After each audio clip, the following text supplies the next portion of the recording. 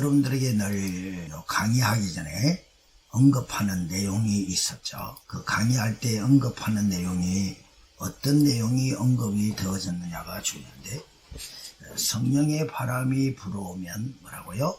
말씀이 파도치게 되고, 말씀이 파도치게 되면 내 영이 춤을 추게 되고, 내 영이 춤을 춰야 성도를 흥분시킬 수 있고, 성도를 흥분시킬 때에 성도가 역사를 일으킵니다.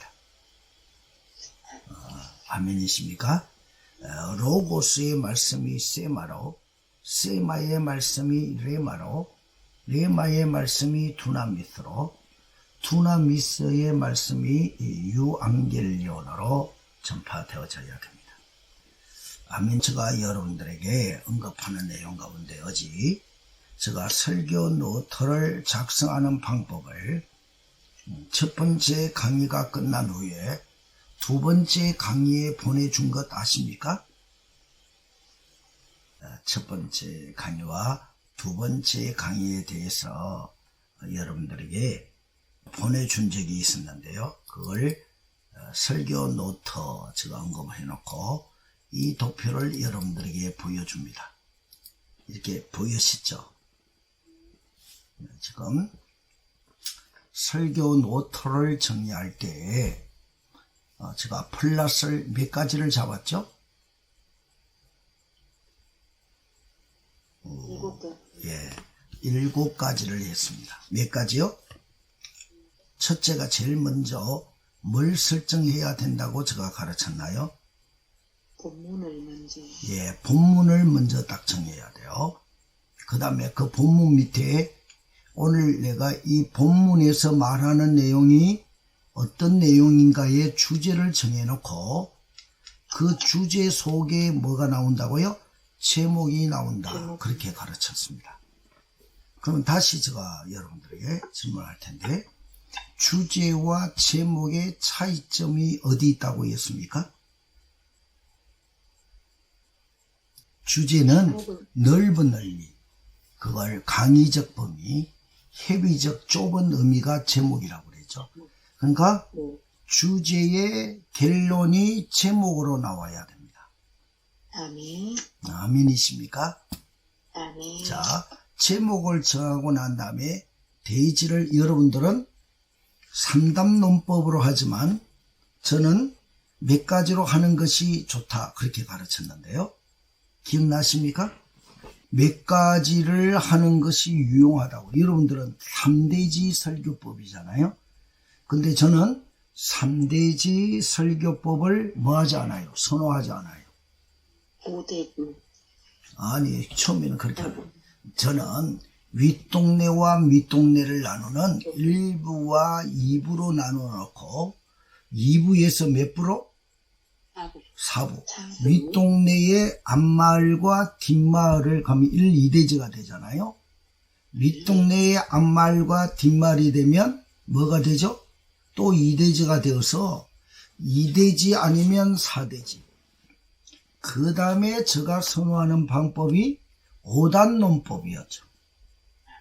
지금까지 저에게 공부하는 것이 개관식과 뭐가 있다? 5단식이 있다. 설교를 여러 가지 방법으로 할 수는 있기는 있지만 대개는 저는 2부 아니면 뭐로 본다?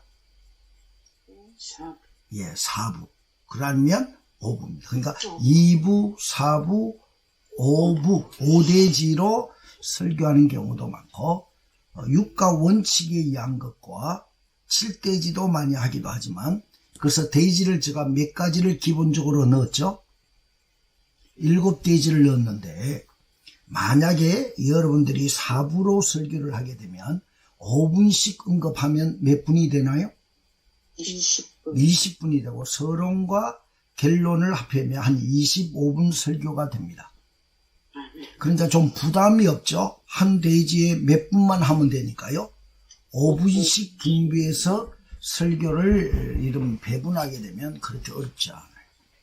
그래서 저는 먼저 본문과 주제와 뭐와 제목과 대지를 통하여 뭐라고요? 미리 피대를 형성합니다. 그 프레임을 갖추어야 됩니다. 그리고 난 다음에 서론과 본론을 뭐예요? 마지막으로 정리를 해놓으면 한 편의 설교가 된다고 말했습니다. 자, 그 그림의 설교의 샘플이 이거였죠. 제가 설교를 요약하면서 가장 중요한 성경이 글자적 성경이 뭐로? 문자적 성경으로. 그 다음에요, 문자적 성경이 이미지 성경으로, 이미지 성경이 그림적 성경으로, 그림적 성경이 본질적 성경으로, 본질적 성경이 어미적 성경으로, 어미적 성경이 생활적 성경으로, 생활적 성경이 적용적 성경으로 다가와야 됩니다. 자, 그래서 제가 샘플을 만들어 놨는데, 아까 제가 여러분들에게 도표를 보여줄 때 여기에 무슨 글씨가 지금 보이나요? 파란 바탕은 여기에다가 뭘 집어넣는 거라고 그랬나요?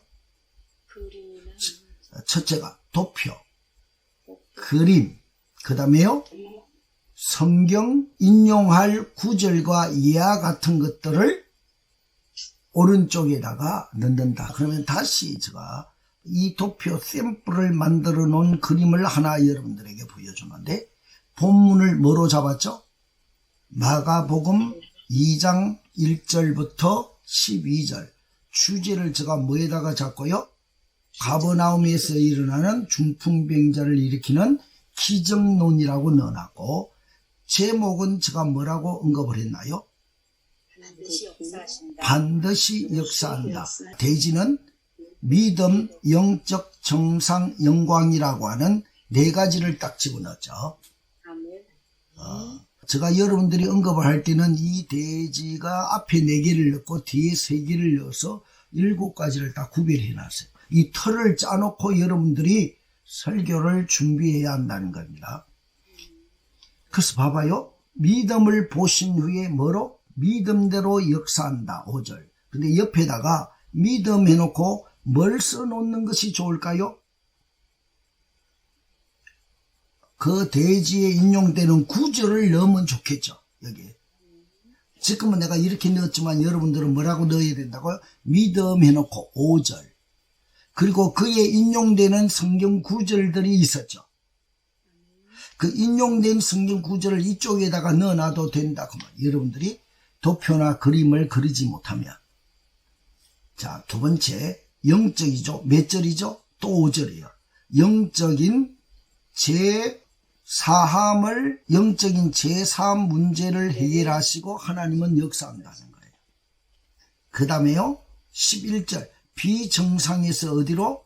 정상으로 역사하신다. 지붕을 뚫고 내려와서 정문으로 일어나 상을 들고 떳떳하게 나가라. 그리고 다 놀라며 하나님께 영광을 돌리는 역사이다. 12절 이렇게 집어넣었죠. 아멘. 그래서 반드시 제목을 뭐 한다고요? 역사한다. 자, 그러면 여기에서 아랫동네는 어디고 윗동네는 어디일까요? 윗동네는 어디고 밑동네는 어디냐고요? 여기 믿음과 영적이 윗동네겠죠.